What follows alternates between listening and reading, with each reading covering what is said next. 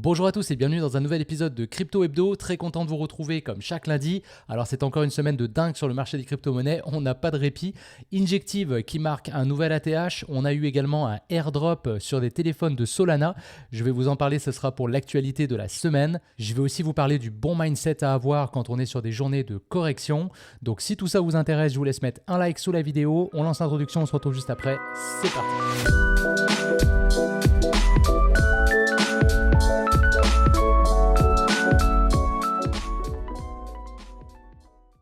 Alors on se retrouve sur le graphique du Bitcoin contre le dollar américain en mensuel et l'idée c'est de vous montrer un petit peu la big picture. Je me suis permis d'ajouter les différents halvings que nous avons eu donc sur le Bitcoin.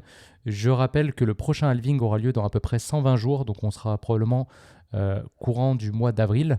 Et ce que je voulais vous montrer ici, c'est l'impact que le halving peut avoir sur le prix du Bitcoin. On voit ici au niveau de la temporalité que le premier halving avait eu lieu juste avant vraiment le bull run. On était sur une consolidation de plusieurs mois et suite à ça, on avait vraiment un prix qui avait explosé. Deuxième halving, on voit qu'il y avait eu une petite correction, stabilisation juste après le halving et après on est parti là aussi en marché haussier. Troisième halving, alors c'était arrivé pour moi dans une période de consolidation et c'est seulement 4 mois après qu'on a eu vraiment le breakout du pivot des... alors à l'époque, c'est drôle de regarder des prix comme ça, c'était les 11 500 on va dire. Et là on était parti du coup sur le bull run, donc c'est le dernier qu'on a connu. Et là, on verra du coup, c'est vrai que vu que là le prix est déjà parti, le halving est plus loin, ça va être intéressant de regarder comment tout ça va jouer sur le prix. Donc on voit ici qu'en mensuel, on est toujours sur un mois vert. Par contre, si on va en weekly, pour faire le récap de la semaine qui vient de se terminer, eh bien on a eu notre première semaine rouge depuis qu'on a tout simplement cassé le pivot des 31 000. Et même la semaine avant ça, on était en vert. Donc on avait 1, 2, 3, 4, 5, 6, 7, 8 semaines vertes consécutives.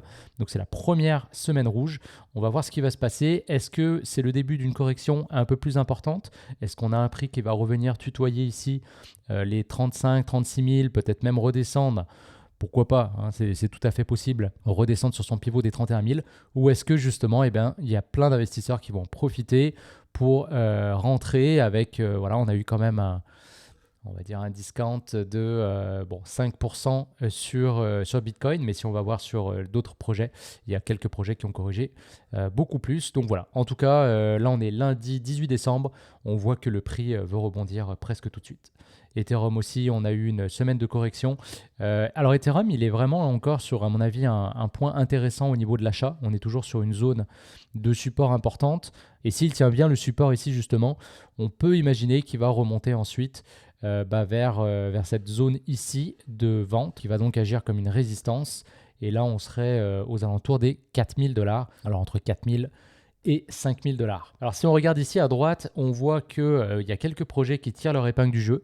Injective, j'en ai parlé juste avant l'introduction, je vous ai dit qu'on avait marqué un nouveau plus haut et effectivement, semaine vraiment phénoménale pour Injective puisqu'on a fait 44% de hausse et comme vous voyez ici, l'ATH en fait du projet, on était à 25 $ à peu près, il avait été tracé ici et on voit qu'on a carrément défoncé ce niveau-là et on s'en va déjà sur la première extension Fibonacci aux environs de 40 $.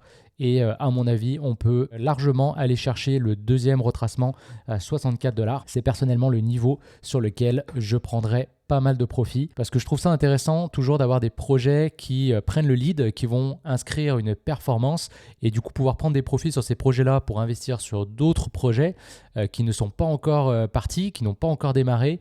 Eh bien, ça peut être intéressant parce que ça vous permet du coup de refaire une plus-value sur ces gains-là. Voilà, donc super intéressant, Injective à suivre. Alors attention, c'est vraiment pas le moment de FOMO dans le projet. Pour ceux qui sont là depuis la cassure ici, j'en avais parlé sur la chaîne depuis les 9 $, eh bien on a inscrit une très très belle performance. On peut laisser courir le trade. On peut éventuellement aussi penser à prendre des profits. C'est important d'avoir des targets. Là, je vous ai partagé la mienne. C'est important d'avoir pour vous des niveaux qu'il faudra surveiller. On voit que le volume aussi est absolument phénoménal et qu'on est en zone de surachat pas à peu près sur Injective. On a Stacks également, ça fait plusieurs fois que je vous en parle sur la chaîne, qui était parti, j'avais ouvert d'ailleurs un trade ici aux alentours des 0,68.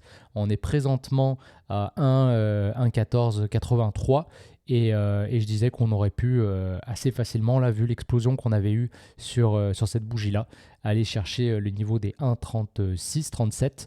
Et c'est à mon avis ce qui va se passer. Mais là encore, je ne fais pas de prédiction et je ne donne pas de conseils en investissement. Donc c'est important de faire vos recherches. Mais voilà, pour le fun, j'avais laissé la position ouverte et on verra ce que ça va donner. Alors on a un autre projet qui s'est démarqué la semaine dernière et c'est le projet Woo. On voit d'ailleurs qu'il est déjà à 10% aujourd'hui. Donc il a carrément explosé. On a fait 36% de performance, mais à un moment donné, il est monté jusqu'à 75% de hausse. On voit les volumes ici qui sont complètement dingues. Donc voilà, projet intéressant à suivre. Ce qui est intéressant aussi à noter, c'est qu'on a cassé un niveau quand même très important. Alors je vais essayer de le tracer ici avec vous. Ça ressemblerait à peu près à ça. Et on voit que c'est un pivot, d'ailleurs, même si je vais voir en mensuel. On voit qu'on a eu un W mensuel très important. Là, on a eu une cassure, donc on va voir comment le mois finit. Mais vraiment, on a un très très bel appel ici graphique sur Woo. Et on voit qu'en weekly également, eh bien, ça se timerait à peu près maintenant. Donc pour quelqu'un qui fait du trading un petit peu plus long terme et qui rentre sur des signaux du coup hebdomadaires, eh bien c'était un bon moment pour rentrer ici. Donc là il est déjà parti. Alors on va voir, hein, il peut recorriger et revenir tester ce pivot là. Mais en tout cas pour l'instant il a l'air de très très bien se débrouiller. Alors on va aller voir justement sur CoinMarketCap ce qui s'est passé dans la semaine. Première chose qu'on peut noter ici, c'est l'index Fear and Greed qui a bien descendu puisqu'on est à 70 maintenant. Alors on avait frôlé la zone d'extrême grid, on était monté jusqu'à 82. Donc on voit qu'il a bien descendu. Là je vous ai montré des projets qui ont popé, mais il y a beaucoup de projets qui ont corrigé quand même la semaine dernière. Et on va donc regarder la performance du coup pour la semaine. Eh bien, je vous en ai parlé, il y a Woo qui a vraiment explosé. Alors il y a ICP, c'est un projet que je ne suis pas du tout, mais on voit qu'il a fait 93% de performance, c'est énorme. Osmo également, 73%. Et Bonk. Alors pour l'actu de la semaine, je voulais vous parler de Solana Mobile. C'est encore une histoire de dingue made in crypto. Donc si vous êtes sur X, vous avez sûrement vu passer ça dans votre feed. Mais en gros, on a Solana Mobile qui a lancé un téléphone. Alors c'est un téléphone qui était déjà sorti sur le marché. Si vous allez sur YouTube, vous pouvez voir des reviews. Donc c'est un smartphone somme toute assez classique, mais il est orienté très crypto. Alors pourquoi ? Parce que vous avez la possibilité, si j'ai bien compris, de sécuriser votre seed phrase directement dans le téléphone. Et on a une application finalement un peu comme un App Store ou un Play Store, mais d'application décentralisée qui est déjà installée dessus. Mais alors un utilisateur s'est rendu compte qu'il y avait un coin drop dans le téléphone, c'est-à-dire qu'on pouvait claim 30 millions de bonk. Et quand on voit le prix justement du projet qui avait littéralement explosé, eh bien au moment où ce post a été fait, c'était équivalent à peu près à $500. Mais j'ai suivi ça un petit peu et on est monté jusqu'à 700 ou $800 de valeur en fait de crypto qu'on pouvait récupérer du téléphone et donc vendre sur le marché pour récupérer cet argent sonnant et trébuchant. Donc c'est intéressant parce que c'est un téléphone qui vaut $600 et j'ai vu passer des gens en fait qui ont eu du coup un téléphone gratuit et l'équivalent de $200-300 qui leur ont été donnés par ce coin drop. Donc les gens ont littéralement FOMO sur l'achat du téléphone. Donc on voit que maintenant il n'y a plus seulement le FOMO sur les cryptos, mais maintenant sur un téléphone. Et donc après une journée, eh bien il était complètement backorder et on a vu des téléphones qui se sont vendus sur eBay pour l'équivalent de $5 000. Donc imaginez, ça a commencé à 2000 et on les a vus monter 3000, 4000 et $5 000. C'est le maximum que j'ai vu. Peut-être qu'il y en a qui l'ont vendu encore plus cher. Mais voilà, c'est vraiment un truc de dingue. Alors en tout cas, c'est intéressant et je pense que ça va peut-être donner des idées aux compagnies au moment de lancer des produits, d'avoir comme ça des coin drops qui sont dedans pour justement que ça soit un incitatif, un côté marketing. Alors c'est clair que là, il y a eu un gros coup de hype. Je ne sais pas si ça marcherait à chaque fois, mais en tout cas, très très beaucoup de la part de Solana Mobile qui ont vendu du coup tous leurs téléphones. Je trouvais cette histoire assez drôle et j'avais envie de vous la partager. Je trouve que ça résume bien l'esprit un peu délirant qu'on peut avoir sur des marchés qui commencent à s'exciter. Donc imaginez quand on aura un bull run qui sera bien avancé, c'est le genre de truc que vous pouvez voir. Alors il y en a qui ont fait un très beau coup, bravo à eux, il fallait être rapide et réactif. Personnellement, j'ai pas du tout eu le temps de me positionner, donc j'ai suivi cette histoire plutôt avec du popcorn et c'est bien correct comme ça, on ne peut pas attraper tous les projets. Et ça m'amène au point mindset que je voulais aborder avec vous aujourd'hui parce qu'on était dans une semaine où on a certains projets qui ont complètement explosé et d'autres qui ont corrigé. Et je sais qu'il est tentant de courir après les bougies vertes. Donc peut-être que certains d'entre vous ont succombé à la tentation, ils ont vendu des projets, peut-être par exemple Stacks qui ne bougeait pas pour investir sur du Injective ou sur du Bonk. Et finalement aujourd'hui, eh bien, Stacks qui fait un 10% de performance. Donc c'est le conseil que je veux vous donner aujourd'hui. Quand vous avez un marché qui corrige, c'est important de rester sur vos positions. Profitez-en pour accumuler ces projets-là. Alors, bien sûr, ça suppose d'avoir fait un travail en amont et d'avoir acheté des bons projets, mais sachez que c'est impossible d'attraper toutes les bougies vertes, donc vous allez devoir en laisser passer.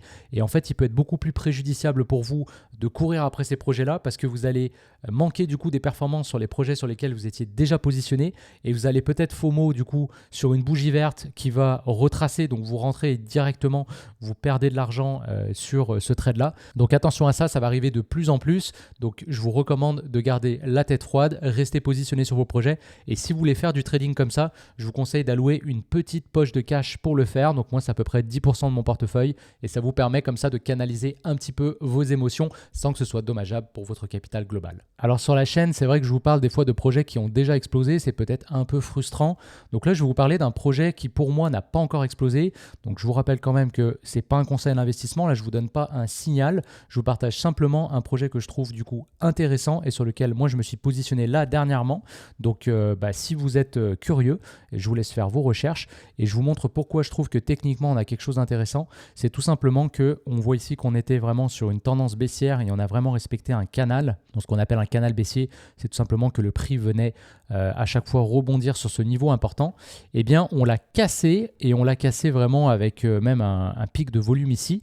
On est venu le retester, donc on voit maintenant que cette résistance agit comme support et on voit ici qu'il a cassé l'indicateur Super Trend. Donc Super Trend va prendre en compte la volatilité aussi du projet. Donc pour moi là on a un signal intéressant, on voit qu'il a stabilisé, il n'est pas parti tout de suite et si on va voir un petit peu sur du long terme, eh bien on voit quand même que on peut aller chercher une performance intéressante juste sur un retour en ATH, on parle de 815%, mais je pense que c'est un projet qui peut aller chercher un peu plus haut. Donc voilà, je vous le partage, on est aujourd'hui le lundi 18 décembre, on pourra revenir dessus dans les prochaines semaines, on verra si c'était une belle prédiction, mais voilà, je voulais vous la partager aujourd'hui. Alors ça fait le tour pour aujourd'hui, si vous êtes encore là, merci pour votre écoute, je vous laisse mettre un like sous la vidéo et vous abonner si ce n'est pas déjà fait. Je vous retrouve lundi prochain comme d'habitude, merci à tous, je vous souhaite une excellente semaine, ciao tout le monde.